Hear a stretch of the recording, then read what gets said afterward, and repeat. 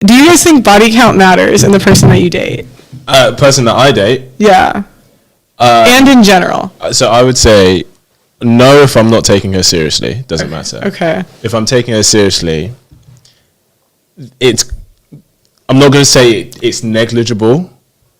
It's not the deciding factor, but it is something that I think I would think about. If I'm being honest. Okay. What about you?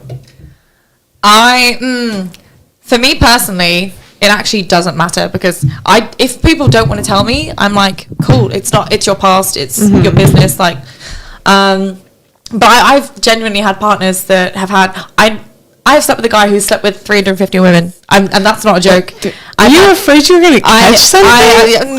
I'm a safe girl, but I've had boyfriends or partners. But you can't protect yourself from like HPV, like even you know what I mean? Like, yeah.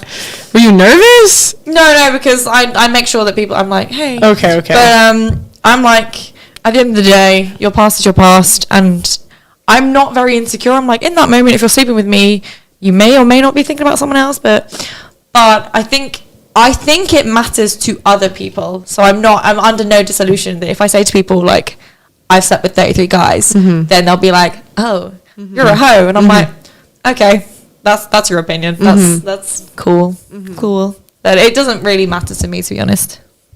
What about you? Does it matter? Well, I think that it does and like it doesn't. I think for girls it matters more than for guys. Yeah. Like I think it's a double standard, but I think that it should be a double standard actually. Yeah? Yeah. Why do you think that? Because it's easy for women to get, it's not easy for men. Yeah. And we have like biological predispositions, and I don't think we can like undo them. Yeah. So it's kind of like asking women not to be attracted to success. It's the same way I think as asking like men not to be kind of disgusted by a high body count. It's like natural because they wanted to ensure paternity historically. Very true. So I did psychology at uni, and part of my degree was a module called the psychology of attractiveness, and the entire basis was relationships. Yeah.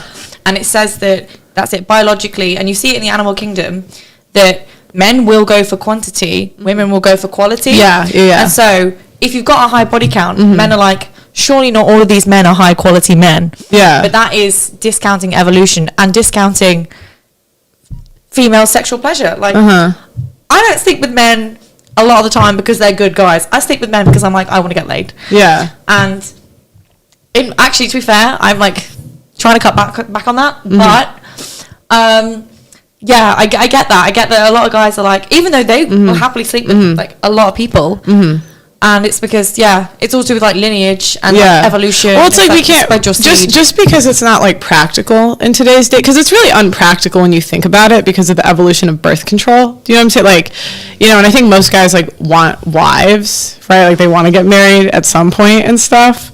And I think now the average age of first marriage is 27, where like they used to marry, and it's 31 in the UK actually. It's like higher, for women. So I think, you know, men would almost like a lot of times like to not care, but I don't think you can undo their like biology. Yeah, I was gonna say like it's not like it wouldn't be a deciding factor. I don't think. Depends how far in I was in terms of like how far along we were. Yeah. But if I'm gonna sit here and pretend that it doesn't, like if I met a girl and she was like, oh, she slept with like 100 guys, I'm not going to pretend that wouldn't at least impact, oh, is she like girlfriend, wifey material? Yeah. Because obviously, like you said, like guys, the kind of woman that guys want to take seriously is the kind of woman who is sexually selective.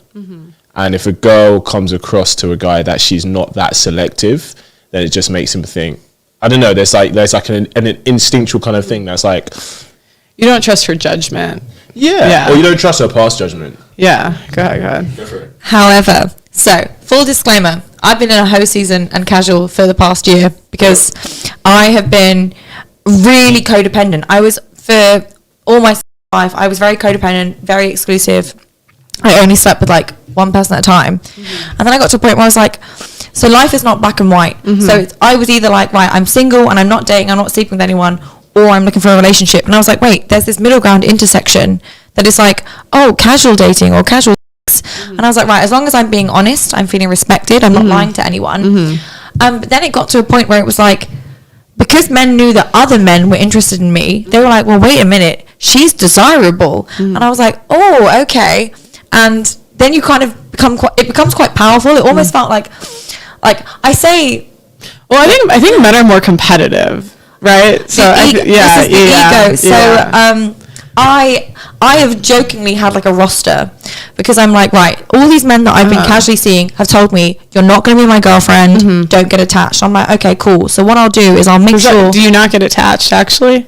Well, I'm cognizant enough to be respectful and to know that if you tell me, I'm not going to change your mind, I'm not going to change you. Yeah.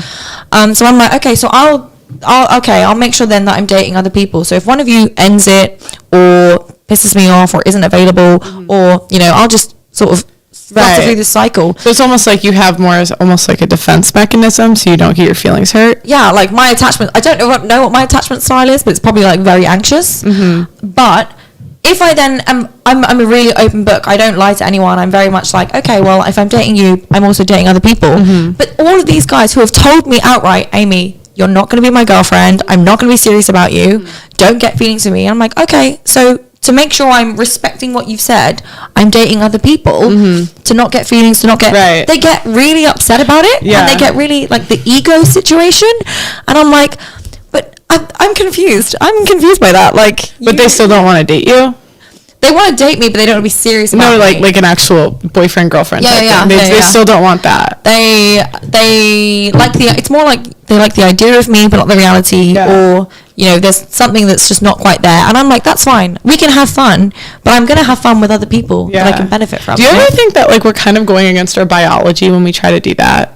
Oh, probably. Well, I don't want kids, so that really, like, it really fucks people up. Sorry if I'm not allowed to, like, cuss, but it really fucks, like, a lot of men are like, you're wrong. And I'm like... No, I don't want kids, and that's really anti like biology and evolution. But I'm like, no, I don't. Well, at least for now, I don't want kids. Yeah. What makes you? If you were infertile tomorrow, would that like make you sad, or would you not care? No, I wouldn't care. At this point in my life, I wouldn't care. Yeah, because I'd be like, well, if I want kids, there's a lot of ways to get kids. But I think I am at a point where I'm like, I am still baby. I honestly feel like I only started living last year when I turned 26. And I want to be selfish. I want to be financially secure. And I genuinely can't envision being ready. Because if I ever had kids, I'd want to be 100% about them. And I can't envisage it. Like, there was a meme, and it was like, everyone talks about freezing your eggs. I would love if we could have the baby and freeze the baby. That's it. I'll have a baby, I'll freeze the baby, I'll snap back into shape, I'll live my life. Yeah. That would be great. Do you see your life? Because I always think it's sad, kind of, when like women don't want kids. Because like, could you imagine being like 50 and like by yourself? But a lot of people, and at this point, I was like, at this point in my life, I'm like, the only reason I would have kids is so that someone could look after me, or I wouldn't be lonely, and that's a real fucked up reason to have kids. So, I don't think so. I would love to have. So I think I'm lucky that a lot of my best friends are gay men, lesbian women, or very much in the same mindset. And we're all like, there's nothing to stop you from being 80-year-old, either single or married, child-free by choice people, just living your life all in a house together. And I was like, that sounds pretty elite. Well, because then you're not lonely. My other question, how much, when you turn 65, you need $2.5 million to retire. So if you don't have like two incomes, like get married and like start a family, a lot of times like women end up homeless. Well, get married, yes. Okay, so you want to get married. No, I want to get married. Okay. Well, but even as a woman, that's a real point of contention, because we get married and you still kind of become, that's a lot of like, there's a lot of context here about like, my family history. So I grew up, I'm from one of we grew up in poverty. My dad is a piece of shit, and so my mum was actually the one who was like, she's had 6 kids all with the same dad, but she was like, do not have kids, none of you have kids. She was like, don't do it. And I was like, do you think that's out of sort of like a fear mentality? I think she's got a lot of guilt. She's got a lot of guilt where she hasn't been able to provide the way she wants to provide. She's like, I should be able to help you with a mortgage, help you with the marriage. And we're like, you essentially solely raised 6 kids. Like, we were all like at the point of view where we're like, hey, it's our job to look after you now. Like, we turned 18, it's our job to retire you. It's our job to like look after you. She's got a lot of guilt, and I think it's more that because of her guilt and because of our care for her, that I'm like, do you know what? If you don't want us to have kids, I won't have kids. But I also am like, I'm too selfish at the moment, and selfish isn't a bad thing. I'm too much like, if I ever, like, never say never. If I ever had kids, I'd want to be like, I am happy to commit all of my time. I'm happy to sacrifice. I'm happy to be like financially. You know what's interesting? They say that women around like in their 30s, all the ones that say they don't want kids, like start running to a man. I think apparently like your biological clock, apparently like your hormones. It's like, hey, time is running out. But like, I would very happily adopt. I was training as a social worker for a little while. And even that, like, that is like, there was a lot of good. If you want a family, you can have a family. You don't necessarily have to have your own kids. Yeah, but it's not really practical for the average person. I don't know how much money you make. Not a lot. So if you wanted to like freeze your eggs and have kids, like that's a good. And also, adoption isn't cheap. You probably need like 20 grand to do that. Like, my parents adopted 3 kids, so it's actually it's not an easy process. No, not at all, So for the average person, it's not really like, it's if you want it bad, pregnancy isn't, having a family, that's it. It's not cheap, it's not easy.